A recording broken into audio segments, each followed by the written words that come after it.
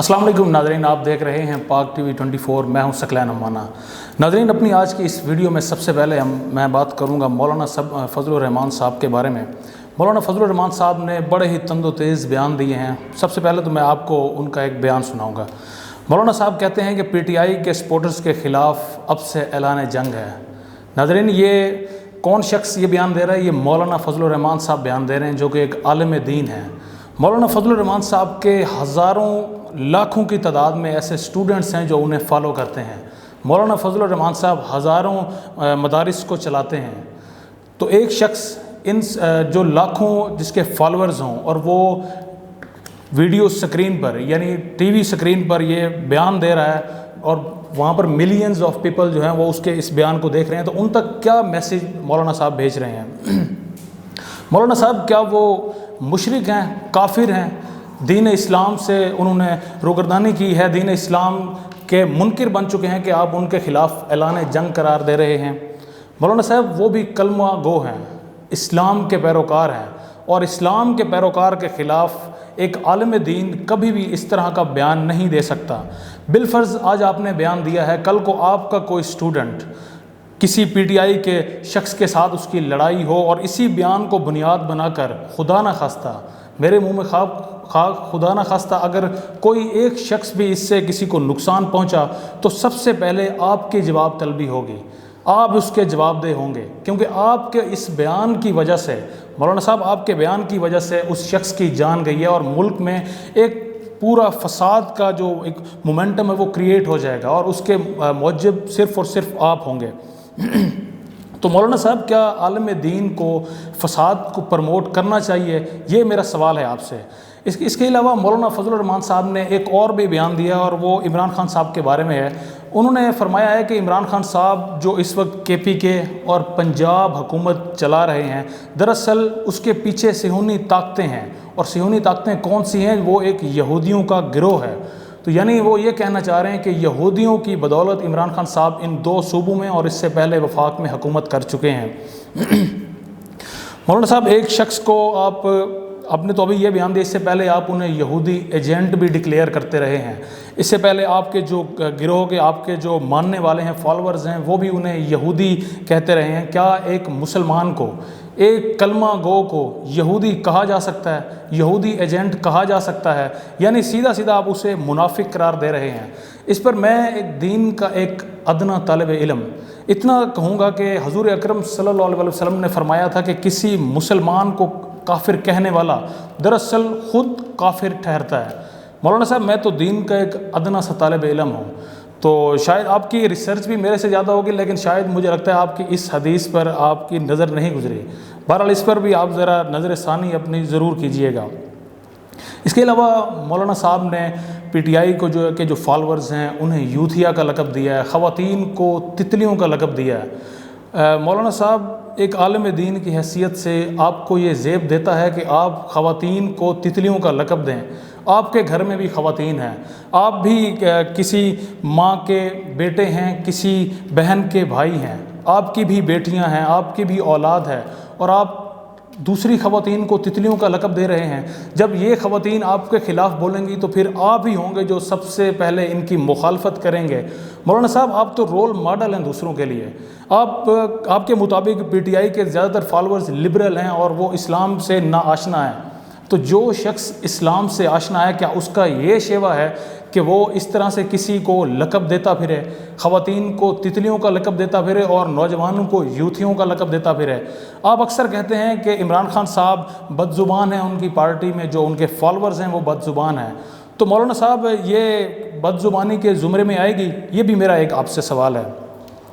इसके अलावा मौलाना साहब ने, आप सबको याद होगा कि महंगाई मार्च के लिए मौलाना साहब आए थे जब खान साहब वफाक में भी और इक़्तिदार में थे, खान साहब की हुकूमत थी।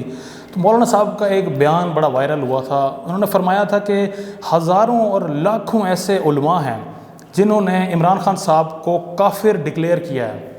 किसे? इमरान खान साहब को। किसे? कलमा गो को। किसे? जिसके हाथ में तस्बीह है।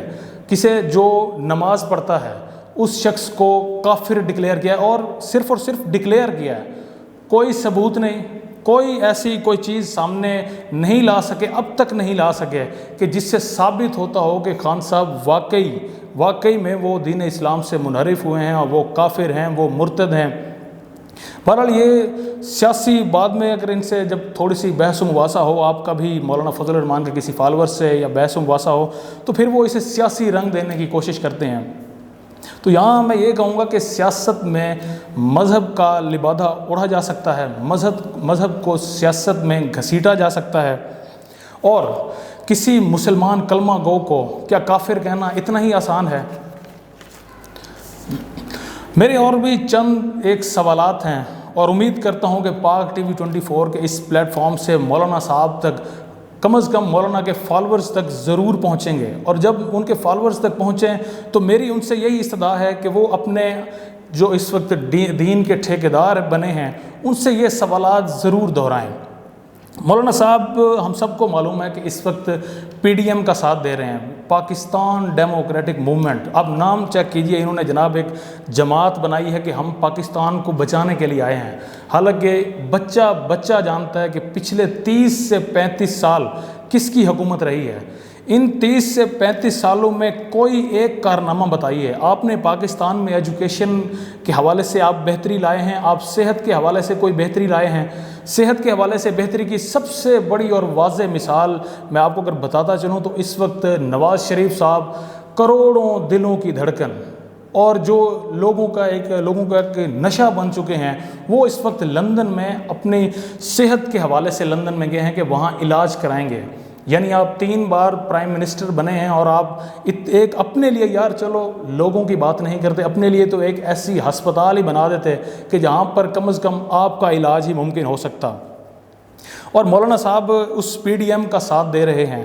میں اس پی ڈی ایم کو ظالم جماعت بھی کہوں گا، جماعتوں کا ایک گروہ کہوں گا۔ کیوں کہوں گا؟ میں نے دیکھا ہے کہ ماڈل ٹاؤن میں کس طرح سے لوگوں کو مارا گیا ہے۔ میں نے 25 مئی کو دیکھا ہے کہ کس طرح سے ایکسپائرڈ جو شیل پھینکے گئے ہیں لوگوں پر، ان لوگوں میں چھوٹے چھوٹے بچے بھی تھے، ان لوگوں میں خواتین بھی تھی۔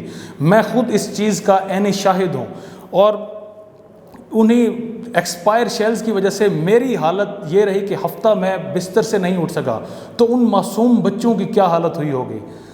یہ تو میں اسی وجہ سے اس جماعت کو، اس پی ڈی ایم کو ظالم ڈکلیئر کر رہا ہوں۔ اور مولانا صاحب ایک عالم دین ہونے کی حیثیت سے ان پی ڈی ایم یعنی ان ظالموں کا ساتھ دے رہے ہیں، تو میں مولانا صاحب سے پوچھوں گا کہ مولانا صاحب دین آپ ہم سے بہتر جانتے ہیں، آپ ہمیں بتائیے گا کہ کسی ظالم کا ساتھ دینے والے کو کیا کہا جاتا ہے؟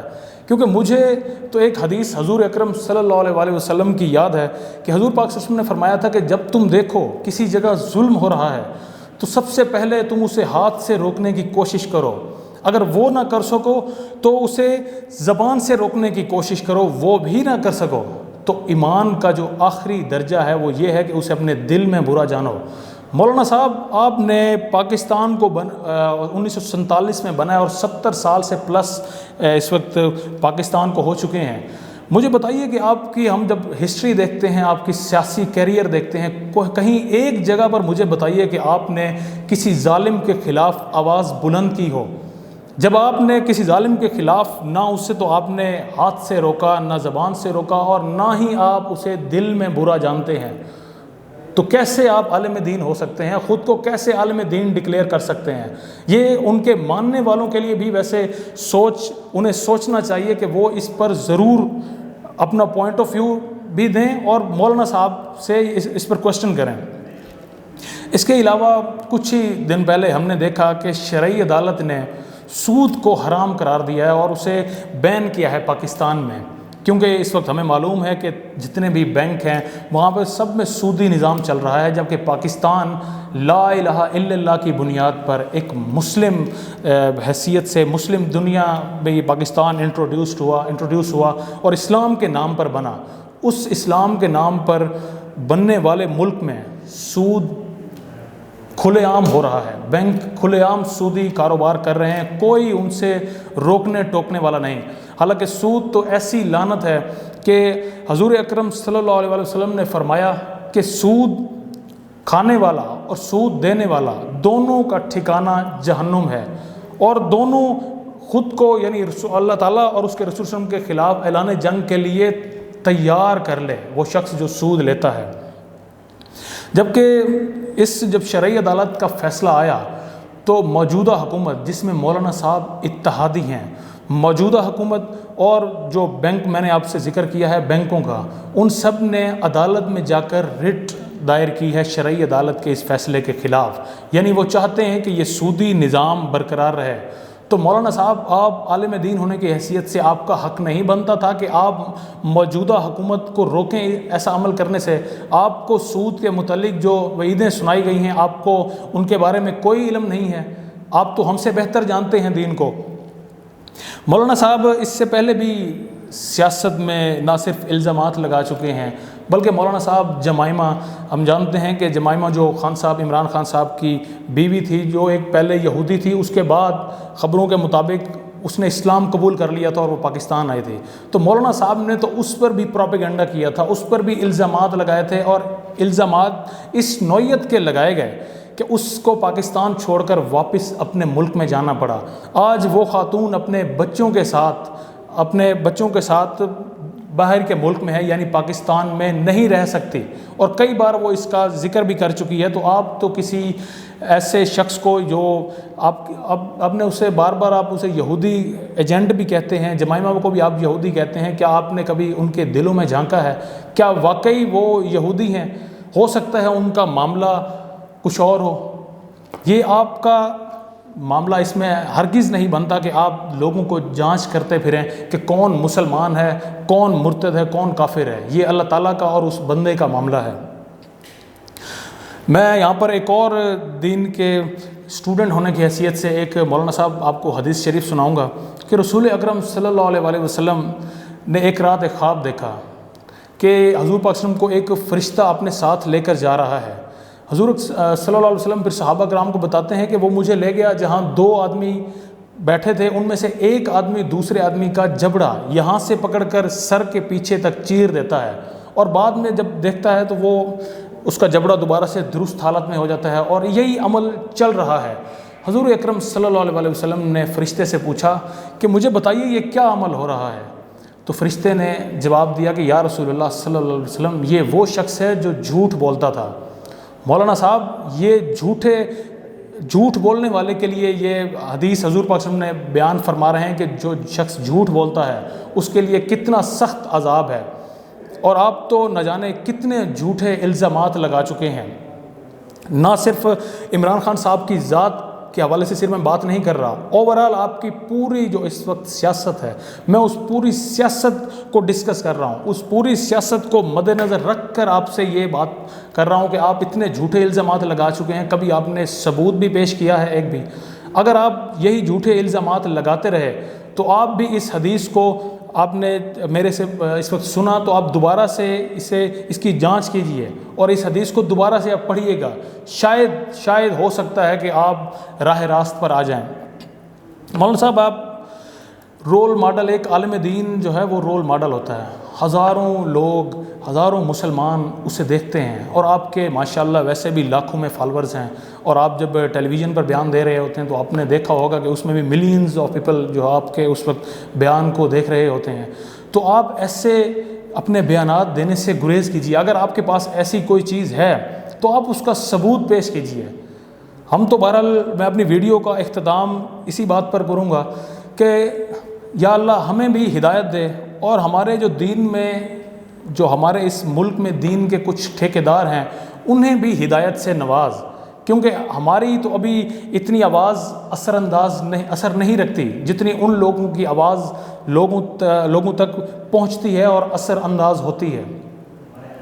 تو امید یہی کی جاتی ہے کہ مولانا صاحب میری اس ویڈیو کو دیکھ کے، مولانا صاحب کے فالورز میری اس ویڈیو کو دیکھ کے میرے ان چند سوالات کے جوابات بھی ضرور دیں گے، اور کچھ ایسے لوگ جو ابھی تک مولانا صاحب کو اپنا پیشوا مانتے تھے وہ بھی ان سے پوچھنے کی جرات ضرور کریں گے کہ مولانا صاحب یہ جو الزامات، یہ جو باتیں جو سوالات میں نے آپ سے کیے ہیں، ان کا آپ ضرور ہمیں جواب دیجیے. اور یقین مانیے جس دن آپ لوگوں نے ایسے دین کے ٹھیکیداروں سے سوال کرنا شروع کر دیا تو اس دن آپ دیکھیں گے کہ اسلام کی اصل روح کیا ہے، آپ اسلام کی اصل روح تک اسی دن پہنچیں گے۔ اسی کے ساتھ ہی اپنے میزبان ثقلین عمانہ کو دیجیے گا اجازت۔ اللہ نگہبان۔